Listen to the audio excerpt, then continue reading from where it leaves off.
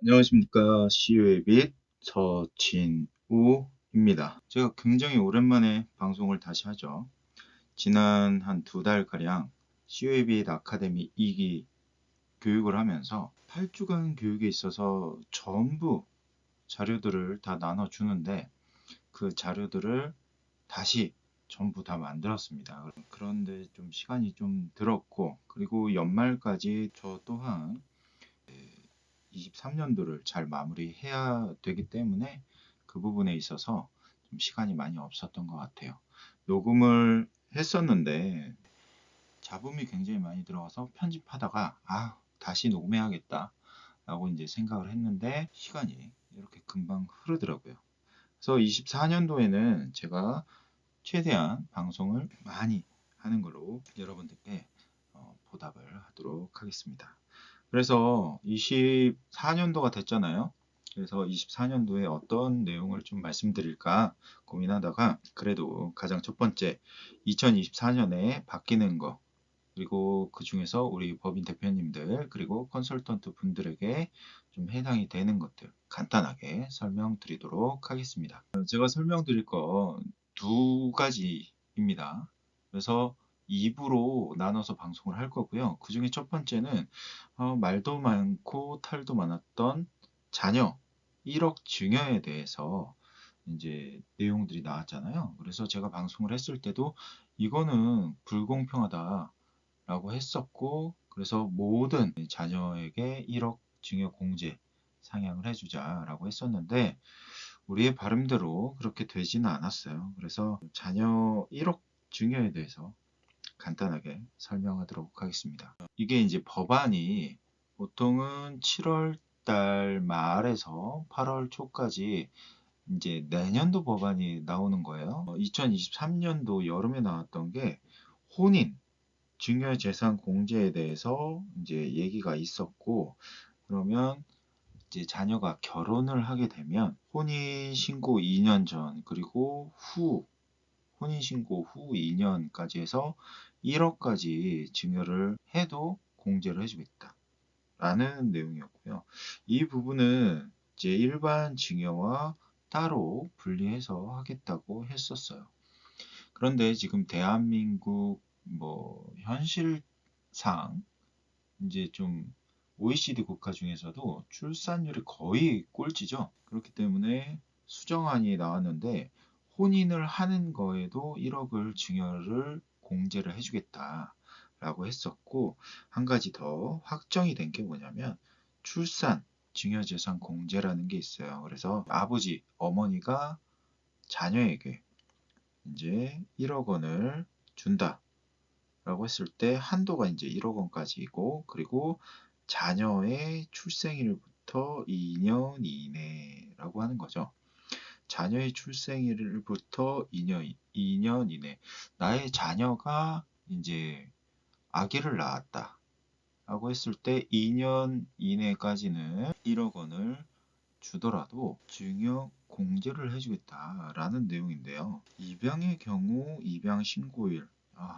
좀 약간 애매합니다. 입양에 대해서 제가 영화를 많이 봐서 그런지는 몰라도 물론 당연히 입양은 해야 되는 게 맞고 이제 아이들에게 정말 좋은 가정을 찾아주는 게 맞는데 이게 이제 안 좋게 좀 이용을 하는 인간들이 있을 것 같아서 좀 별로 그렇게 좋아 보이진 않아요. 그래도 이제 입양을 진짜 정상적으로 해서 키우시는 분들에게는 또 이제 1억 원의 증여 공제를 해주는 게 굉장히 좋다라고 생각을 합니다.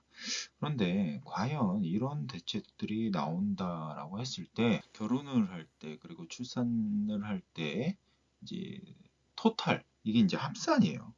통합 공제가 혼인 그리고 출산 합산해서 1억이에요. 그러니까 각각 1억, 1억이 아니고 합산해서 1억입니다. 그러니까 결혼할 때 1억을 주면 이제 출산을 하더라도 요거는 해당 사항이 안 된다라는 거죠. 그래서 결혼할 때 1억 준다. 그러면 출산할 때는 1억의 한도를 다 썼기 때문에 안 된다라는 내용이고 이게 과연 출산율에 도움이 될까?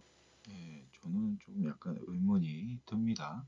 저도 자녀를 키우는 입장에서 이게 크게 의미가 없다라고 저는 생각이 들어요. 일단은 결혼을 해야 되는데 대부분의 우리 젊은 친구분들이 결혼을 안 하는 이유는 정해져 있거든요. 왜 안 할까요? 제가 지난번에도 한번 얘기를 했었는데 집값 때문에 결혼을 못 하겠다라는 의견들이 가장 많았어요. 그렇기 때문에 지금 뭐 PF 많이 터지고 있죠. 그리고 제가 늘 교육생분들이나 대표님들을 만나면서 말씀드리는 게 부동산에 대해서는 정말 제가 말씀드린 대로 갈 겁니다라고 했는데 그대로 가고 있어요.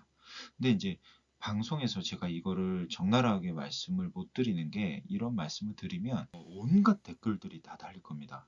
네가 뭔데 부동산에 대해서 뭐 이러면서 막 욕도 하기 시작할 거고 그리고 정치적으로도 이제 야당 여당이 같이 와가지고 계속 또 싸울 거고요. 그래서 제가 부동산에 대해서는 따로 말씀 안 드리지만 개인적으로 우리 대표님들하고 상담할 때나 우리 이제 아카데미 교육생 분들에게 교육을 할 때는 대표님하고 만났을 때 반드시 이런 이야기를 해 주셔야 된다. 그래야지 대표님들이 실수하지 않는다. 이런 말을 꼭 하고 있습니다. 그래서 저는 그런 부분에 있어서는 좀 집값 정상화가 좀 돼야 된다라고 보여지고요.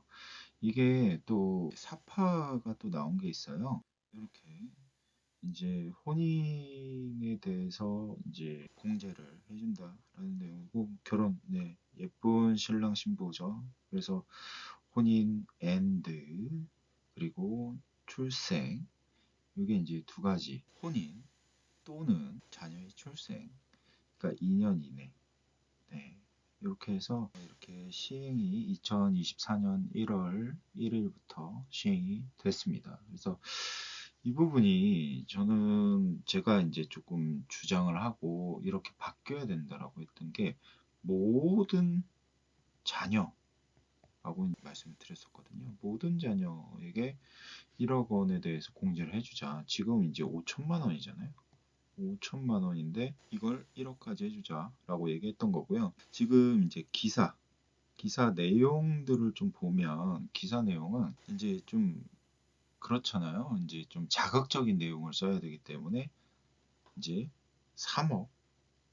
3억까지 공제해준다. 이렇게 이제 기사들을 많이 내고 있어요. 근데 요 3억이라는 건 뭐냐면 이제 결혼이라는 건 제가 말씀드렸듯이 혼자 하는 게 아니잖아요. 그쵸? 혼자 하면 정신병자죠. 그래서 남자 그리고 여자 이렇게 성이 다른 물론 이제 뭐 이게 아닌 신 분들도 계시겠지만 일반적인 상황에서는 남자와 여자가 만나서 결혼이라는 걸 하게 되겠죠. 그러니까 여기서 일반적으로 우리가 5천만 원까지 기본 공제가 있고요. 그러면 신부 측에서도 5천만 원의 증여를 받을 수 있는 공제가 있죠. 그럼 여기에 이제 혼인 공제라고 해서 1억이 들어가고 그리고 신부 측 입장에서도 혼인 공제 1억이 들어가요. 그래서 이게 이제 합산을 하게 되면은 1억 5천 그리고 이것도 1억 5천 하게 되면 여기 이제 3억까지 공제를 해준다. 이런 내용이죠. 그러니까 기사가 너무 좀 자극적으로 나오고 있는 것 같아요. 그래서 3억까지 공제를 해준다라고 하면 이제 그 얼핏 큰 헤드라인만 보면 아 결혼하면 3억까지 공제해준대 라고 해서 이렇게 또 이제 자세히 이제 안 보신 분들은 이렇게 생각을 하실 수도 있고 혹은 또 이렇게 말씀하실 수도 있으니까 이 내용에 대해서는 좀 잘 숙지하고 계셨으면 좋겠습니다. 그러니까 저도 이제 대표님들을 만나 뵈다 보면 대표님들의 이제 자녀분들도 이제 결혼을 하잖아요. 그러면 이제 24년부터는 혼인 공제가 있으니까 1억 5천까지는 세금을 내지 않고 주실 수가 있습니다. 이렇게 이제 말씀을 드리고 있어요. 그래서 이 부분은 나쁜 건 아니지만 혼인할 때 또는 자녀의 출생을 빌미로 이렇게 1억을 해준다라는 거예요. 조금 안타까운 내용입니다. 그래도 세금 비교는 좀 해봐야겠죠. 그래서 제가 비교표를 한번 준비해 봤고요. 일반적으로 우리가 이제 2억 5천만 원에 증여를 한다. 라고 이제 가정을 해서 좀 말씀을 드리면 사전 증여는 없다. 라고 가정을 하고 계산을 해 봤습니다. 근데 결혼도 안 하고 출생도 안 하고 이런 상황에서 내가 자녀에게 2억 5천만 원을 준다라고 했을 때는 일반은 증여공제가 5천만 원입니다. 그래서 증여세 과표가 2억 원으로 잡히게 되고 증여세는 약 3천만 원가량 납부를 하셔야 됩니다. 그런데 이제 신고세 공제라는 게 있잖아요. 3%DC를 받게 되면은 2,910만 원의 증여세를 납부하면 됩니다. 이거 또한 아깝죠. 그래서 이제 결혼을 했을 때 또 출산을 했을 때 살펴보면 결혼했을 때 그리고 출산했을 때 그리고 결혼 앤드 출산 이렇게 갔을 때 세 가지 상황이 있는데요. 일단은 증여공제가 토탈 일반 공제 5천만 원 플러스 결혼 공제 또는 출산 공제 이제 합쳐서 어쨌든 1억까지 이제 공제가 있으니까 합산을 하게 되면 다 1억 5천까지 공제를 해줍니다. 그래서 증여세 과표가 1억 원으로 잡히게 되고요. 그랬을 때 증여세는 1억 원까지는 10%잖아요. 그래서 1천만 원의 증여세가 나오게 되고 증여 이제 신고세 공제를 하게 되면은 970만 원의 세금을 납부를 하게 됩니다. 그래도 대략적으로 약 일반 증여하는 것보다는 이렇게 이제 비교를 해보면 2천만 원 정도의 절세 효과가 있다라는 게 핵심 내용이고요. 지금 이렇게 봤을 때는 앞으로는 그래도 이제 부모님 입장에서 그럴 수는 있겠죠. 네가 결혼을 하게 되면 아버지가 1억 원을 증여를 해줄게. 너 세금 낼 거 없어. 이렇게 이제 결혼을 암묵적으로 이제 좀 이렇게 압박을 하는 이런 내용은 또 들 수가 있겠죠. 물론 이제 1억이든 2억이든 뭐 5억이든 10억이든 세금을 내면 됩니다. 그런데 아무래도 이제 정부 정책에서 이제 OECD 국가 중에 출산율이 이제 바닥이다 보니까 이거를 좀 해지하려고 이런 정책이 나오지 않았을까라고 생각이 들고요. 이 부분 관련해서 제가 예상을 좀 해보면 아마도 올해 7월, 8월 달 기준에서는 이 내용이 좀 더 이제 상승시켜주는 내용이 좀 나오지 않을까라고 예상을 해봅니다. 그래서 제가 예상했던 것들은 대부분 이렇게 좀 가곤 있는데 그게 또 100%는 아니다 보니까 제가 또 예언가도 아니고 미래에서 온 사람도 아니잖아요. 그러니까 만약에 혹시 아니더라도 너무 뭐라고 말씀하시진 마시고 저의 바램도 좀 들어가 있는 거니까 이 사람이 이런 생각을 가지고 있구나 이런 성향의 사람이구나 라고 좀 좋게 봐주셨으면 좋겠습니다. 우리가 늘 유튜브든 뭐 블로그든 어디든 보면 그렇잖아요. 평생 증여세가 없습니다. 뭐 이런 식으로 막 방송을 하는 분도 있고 그런데 누구나 아는 증여 공식을 좀 보여드리면 처음에 태어나자마자 2천만 원을 증여를 하죠. 미성년이니까 2천만 원까지 공제가 되잖아요. 그래서 2천만 원을 공제를 해서 이제 증여를 하고요. 그 다음에 출생하고 이제 10년 후에 또 2천만 원을 공제를 하죠. 그럼 왜 이렇게 되냐? 여기는 처음에 태어났을 때 미성년이 당연히 미성년이고 두 번째도 미성년이고요. 그리고 세 번째는 또 이제 10년 후가 되겠죠. 이때는 성년이 됩니다. 성년이 됐을 때는 5천만 원까지 공제가 있고요. 또 10년 후에 이게 이제 30대가 되겠죠. 30대가 됐을 때 또 5천만 원을 준다. 그러면 토탈 2천, 2천, 5천, 5천 이렇게 해서 1억 4천만 원을 증여를 하는데 세금은 없다. 이렇게 따지면 10년마다 5천만 원의 공제를 좀 활용을 한다라고 하게 되면 당연히 평생 세금 없이 줄 수 있겠죠. 그런데 이렇게 줘봤자 얼마나 줄 수가 있겠습니까? 그래서 제가 오늘 하나 준비한 건 뭐냐면 부자들이 아는 증여 공식에 대해서 좀 말씀드리도록 하겠습니다. 부자만 아는 증여 공식. 그러니까 지금 이 방송을 보시는 모든 대표님들이 해당이 되는 거니까 잘 들으세요. 처음에 태어나자마자 1억 2천만 원을 증여를 합니다. 그러면 2천만 원 공제를 받고 그러면 증여과표가 1억이 생기는 거죠. 그리고 나서 10년 후에 또 1억 2천. 그러면 이때도 미성년자이기 때문에 2천 공제받고 1억의 증여과표가 잡히는 거고요. 증여세를 산출할 때는 직전 10년치를 합산하기 때문에 중요한 거는 1차 그리고 2차 증여에 대해서는 다 따로따로 세금이 계산이 됩니다. 10년이 지나갔기 때문에. 그리고 세 번째로 이렇게 이제 성년이 딱 되자마자 5억 5천을 증여해요. 5억. 그러면 성년이 됐기 때문에 5천만 원에 대해서는 공제를 받고 증여세 과표가 5억이 잡히겠죠. 이게 3차 증여가 되겠고요. 그 다음에 30대가 됐을 때는 또 5억 5천만 원을 증여를 합니다. 그러면 여기도 5천만 원 공제를 받고 5억에 대해서 과표가 잡히는 거죠. 이게 4차 증여가 되겠습니다.